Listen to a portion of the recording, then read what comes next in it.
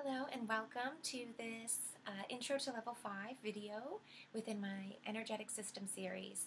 My name is Allie with A. Marie Speaks, and this video is going to just give a bit of a sort of disclaimer and introduction to my personal point of view and standing here as we go into Level 5. If you are new, brand new, welcome. Thanks for checking out my channel in this video. You can certainly watch this just as sort of a brief tip of the iceberg tour of sort of what I offer here and what this series is about.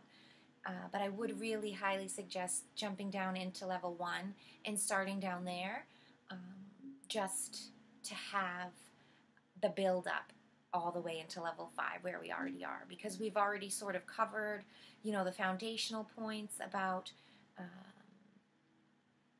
the sort of truths and things we're talking about with being energetic beings and having these kind of conversations about what energy is, knowing some terminology and some anchor points for yourself down in level 1, and you know, into 2 and 3 and 4 we've really taken apart the energetic being that we are, looking at the electromagnetic plasma sort of essence, this triad of layers and beings that make up ourselves as a system. And I've done that in that particular way in order to present, okay, we're talking about systems, but what is a system? And to talk about what a system is best, let's talk about the one we know best first, which is ourselves. To see ourselves as a system and to understand, okay, yeah, we have a system. We do many, many things. We have a point and a purpose. There is many different processes that come together and have a boundary around them set that make you, distinguishable from others, right? And so first and foremost, we dive into what makes your system up, because all systems are built the same. All systems, are created for a purpose by some sort of observer who sets them apart by others, right, and designates it with a label as such, and it is seen as separate. That system in itself is made up of, many different processes, but I've broken them into 3 different bodies and layers, mind, body, and spirit, who all have their own processes and functions and transactions of energy that are taking place, jobs that they do that help you, and they all come together in this sort of integrated fashion to create the whole of you, your system. And that system in itself does working. It has options. It does things, right?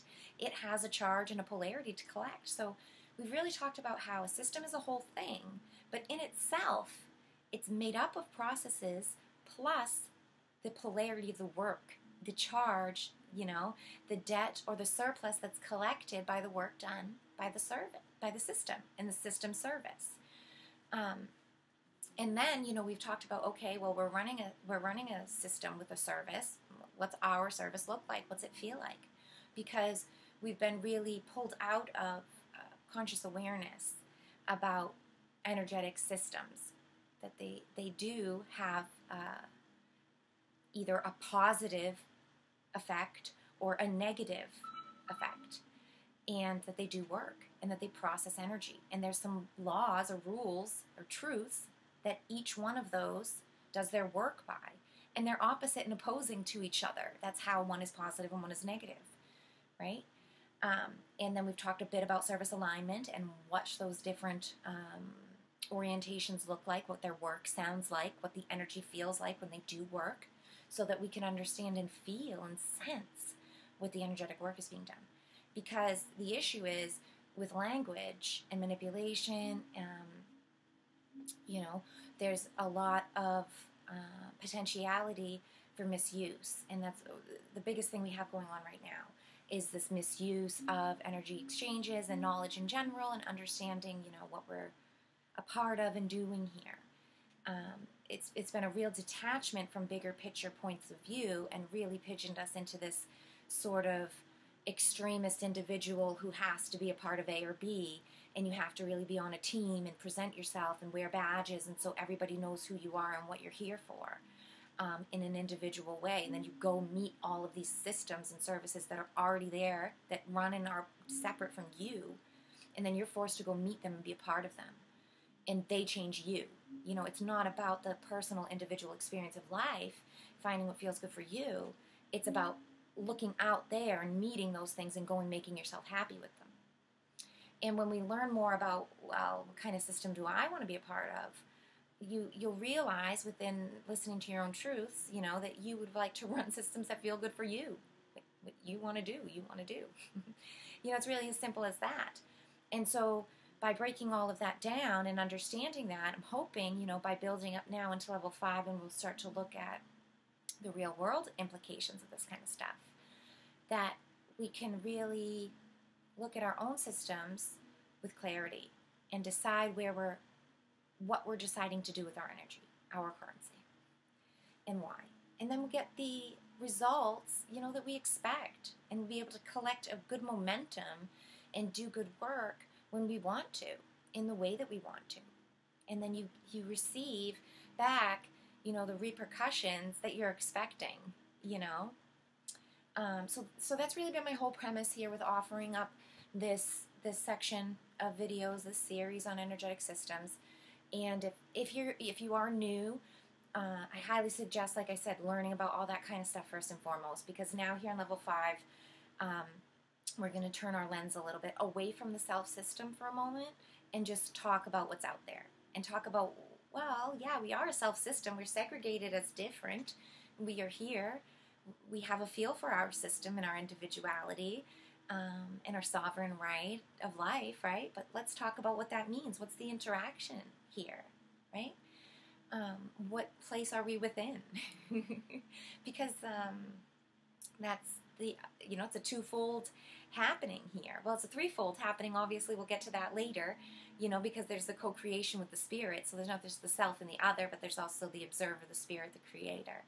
Same triad that we've been talking about the whole time. But for now, you know, as we started and just in the same, we'll do what we've been doing, keeping it simple and exploring the next direct step.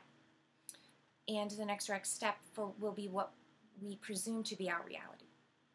Now, with the intro video here, I just want to kind of give disclaimers and a little clearing of the ground with terminology and presentation before I get into the actual topics and videos here.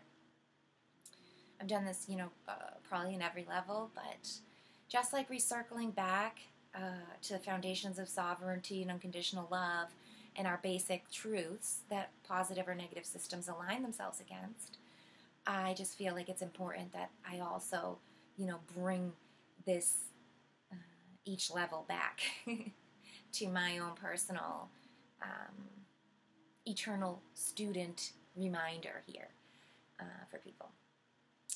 That I'm not putting myself on some sort of pillared experience up here. I have this sort of accumulation of knowledge, and I'm then like offering it out to people saying, this is real, this is this, you know, put your stakes in this.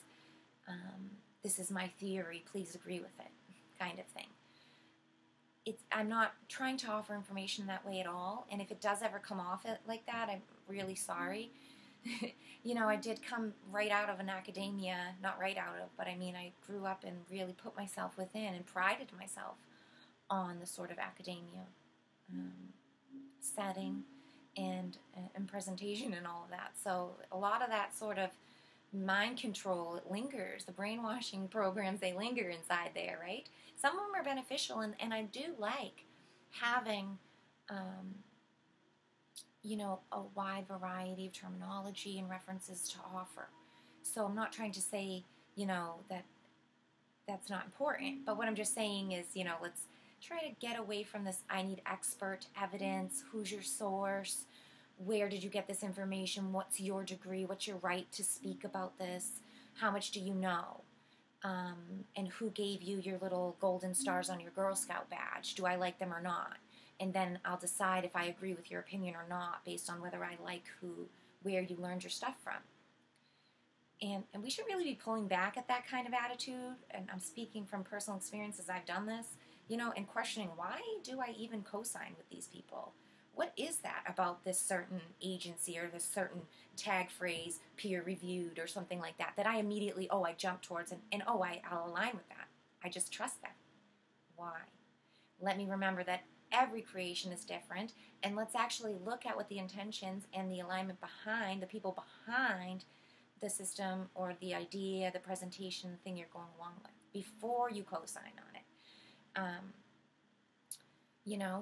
We've sort of been tricked into the co-signing and the meeting of the systems and the identifying with these others that are already stable and out there, and then thinking that, oh, that's more stable. And so external confirmation and validation issues. I really want us to get away from those. I've been working so hard for so many years now, decade at least, to pull myself out of that harnessing of logic, and of our own power of choice and discernment. That's really what it comes down to and what it is. You're self-regulating and self-refereeing for the matrix your own thoughts and your own truths and where you're curious at and what you align with, what sounds right and what sounds funny, right? What doesn't sound so right. There's some, I don't like that in there, this, and this. We have been taught to correct ourselves against that and say, no, well, this is published, this is here, this person said this, so it has to be true. And then we go in and we gauge ourselves and we change our truth meter to meet that, which is wrong because, it's been distorted, and that's why it's funny to us. We should really be seeking why is it funny to us and getting in there and finding the truth within ourselves, and then having the right to, not consent to things or change and adapt to the way that you meet that thing out there, and then see how it responds, and you'll find out where it's at, whether it really wants to work with you or not by the way that you change the way you meet it. If you meet it with a sovereign right to do best solutions, right, to look for harmonious answers, and then you find out, oh wait, you notice by their reactions, they don't want a real answer. They want drama. They want more problems. They want their answer to be confirmed, and that's it. Well, then you understand, oh, it's not actually me, it's them, right? And sometimes it's the opposite. Sometimes it's a combination of all of them, right? This is where we're going to get at more when we start to speak and understand. So this is reflecting in my face here, my notes book. Let me put it on the floor. We'll get into that more, when we start to talk more about external stuff. But for now, what I really wanted to do is just, kind of let's pull those hooks and those anchors out and just listen for a little while. What I'm offering and what I plan to offer here, some of it will be some reference points with titles and scientists and information, like I said in the wrap-up video for Level 4. I really would like to offer out some of the intriguing metaphysical and quantum physics kind of things around the peripheral that I've bumped into over the years, just to offer out, to say, hey, look at this.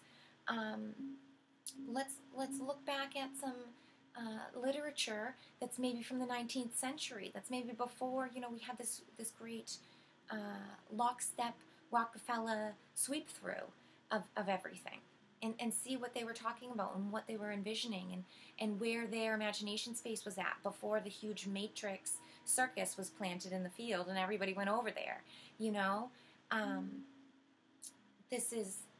We're starting to really not want to be a part of that anymore and realize there's fields and a meadow and mountains and beaches, anything and everything we could imagine for us to our liking out there that's different from that. And before that was there is still some leftover scraps and crumbs, from the ashes that are still out there that we can find. And I hope to bring some of those, and many people are already out there too. So I hope to just spark others. If you're looking for some reference points, if you'd like to learn more about things like that, I'll be offering some of that stuff in 5 to come. But yeah, I'm not trying to say that I have some sort of degrees or certificates or that I'm any kind of anything. And I just see what I see, and I like to acquire information. I've always been that way. So I've always spent my free time reading and poking around in things and finding different things. And, oh, this sounds a lot like that. And, oh, this is saying the same thing but in a different language in a different field. It's so interesting to look at all the fields created in science and then to pull them back into generalities, because so many of them, just like, these little branches in a tree, they all have the same trunk. And then the roots are even more and more like and important, and let's get into the roots, really. And that's what I'm hoping to do in here in level 5, is to get into the roots of reality and to talk just a bit about different ideas of how it could be. Not to say it is this way or it has to be this way or anything, but just to give data input to add to the spectrum. And then we can pull back out later and look at the entire spectrum and see for ourselves what patterns we see. See if we see commonalities. See where that average median lies in our data that we have incorporated for ourselves. And each person incorporates information differently too, so each person will find their own beautiful divine median within their information that's important to them, their path through, their path to their highest purpose. It's literally life. The accumulation of information and the projection of reality are all the same thing. And they're all an incorporation for your enjoyment and your exploration, for purposes and roles that you're birthed for this time. So getting into language and purpose like that, getting into the big picture view for a little bit is going to be my hope and goal for 5. To say, yeah, we are systems, but let's talk about the bigger overall system. We've sort of talked about the human system of the body vessel a bit, but let's also talk about the systems here that present themselves. And what I'm going to offer here, and like I said, these kind of concepts I have just built in my own sort of ways. And a large portion of information that I have is just gifted into some kind of download of a whole information. And basically through these course books and videos and writings that I do on my own behind the scenes, and then present some videos here over this last maybe year that I built behind before, as I've started the videos. Now I think I have maybe 40 something videos in the series even, but it's been almost a year of sort of having this information and dissecting it. And as I'm dissecting it and going through the nuances, I'm learning more in-depthly from the whole image that I have received originally. And it's unfolding in such a beautiful way that confirms to me these ideas that I have and understandings that I'm seeing about the scope of reality, or the playscape that I like to call it, that we're in here. This 3D reality, but also understanding that there's a huge layered kind of thing happening here in reality, that I'm not going to pretend that I have that I have some kind of solid information. I'm offering my personal opinion and ideas at this moment. I leave myself free to change my ideas and incorporate new information, to change or alter, in any time. And I hope to be inviting others and showing others through doing that is possible, and we can do that, and it is comfortable, and it's actually more freeing, and we find more truth when we do and allow ourselves that space, and simultaneously allow it for others, right? Just assume that others can do that and have that around them, and that practice in itself is freeing and opening, and it really helps you to focus more on your present moment and what your role is, what your purpose to do right now is, and to be involved in it and to be consciously aware of it.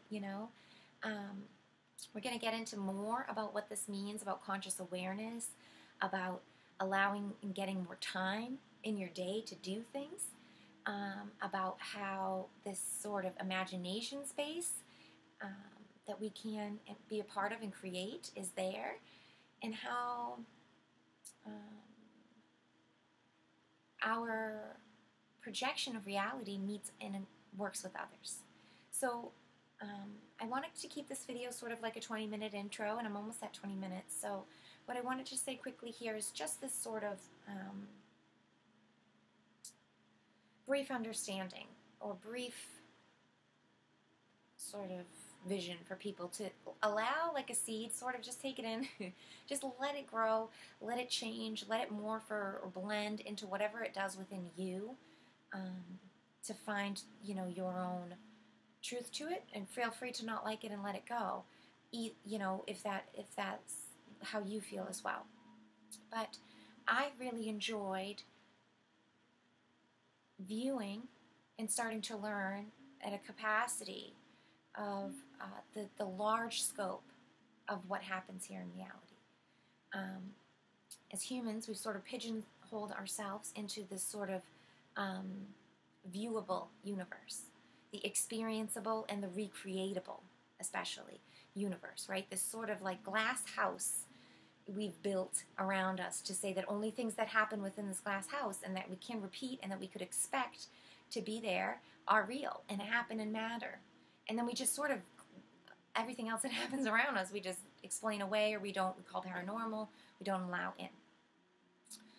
And it's my hope, that we can get out of that glass house model and understand that there's so much more than just the visible, the measurable, the repeatable parts of this world. And I think that we can understand and learn that truth by looking at our own systems and understanding how involved they are, how nuanced and individual the mind, the body, and the spirit, each layer is, how individual and how tailor-fit each of those bosses within us is, between the inner core, the whole workings within there, and all of the bosses and layers within the inner core, versus all of those bosses and layers within the external toroidal, right? And within the spirit layer as well, the three that make up your spirit layer. There's infinite potentiality for these sort of nuanced differences to be discovered and witnessed and observed. And I think that tells us, and it should, we should logically sort of understand that perhaps the world around us is also that complex and made up of that much manyness. And if we could start to look at the world around us and understand that we do have exchanges happening on the physical levels, on the body, quote unquote, on the mind, and on the spirit level, that there are those reflections held out there in reality in their own ways, in different ways, than they are held within us, but they are held out there in their own way. And if we leave space for that, and we listen and look, and then we learn from our own layers how they interact with them, right? We can learn the language, we can hear the different accent, and start to learn what they're actually saying, and start to have a good conversation with them. And then you'll realize your reality responds. Everything around you will respond. Not only will, the relationships and the partnerships, the systems that with other humans that you're involved in, will they start to benefit and change? And will you feel repercussions from others' responses? But those other layers will also have their own really specific inputs that you'll notice. You get gut intuitions. You'll see synchronistic numbers. You'll see messages that feel like they're just for you. You'll see things in organic nature out there that happen right before your eyes that feel very special and miraculous, just for you. If you have questions and need answers, or you have specifics that you are thinking on or calling for, you will notice them divinely presented to you and entering into your world in a very sacred way when you start to actually listen and expect it to be that way. When you allow yourself the hope and the understanding and the faith that it is that way, that is there. And that's crucial. The Matrix hates that. They cannot live, they can't even have their funhouse in the area vicinity of the cymatics of that truth. That's why they build it way away. And there's a rebuttal of energy around it that, like, when you start to do your work, you'll notice it, and you'll have to really compromise yourself to be a part of things. You'll feel your donning of your sovereign coat and going into be a slave into servitude in some kind of way. When you start to really listen and understand the language and the energetics that are happening, you start to own your real system and do the work that you want to do. I mean, unless, of course, and this, again, last reminder here before I close out because I'm going over time. This whole series of myself, I have a bit of a biased presentation. You know, I present information and the whole of ascension and sort of goals and working and light and energy alchemy in a positive light, in a service to others orientation. And I do have, and I recognize an alignment orientation of service to others and positive free-flowing service. So yeah, I don't want to be a part of the matrix. I mean, but I do recognize and understand there are plenty of entities, there are plenty of free choice beings here who do align with the negativity, who do want negative momentum, who are craving more and more, and who don't see anything wrong with having a negatively aligned system. And you know, this is free will. The law of chaos says that must be true, it must be allowed. Because there's no two ways about learning things the hard way. And if you have to learn it the hard way, you have to have negativity.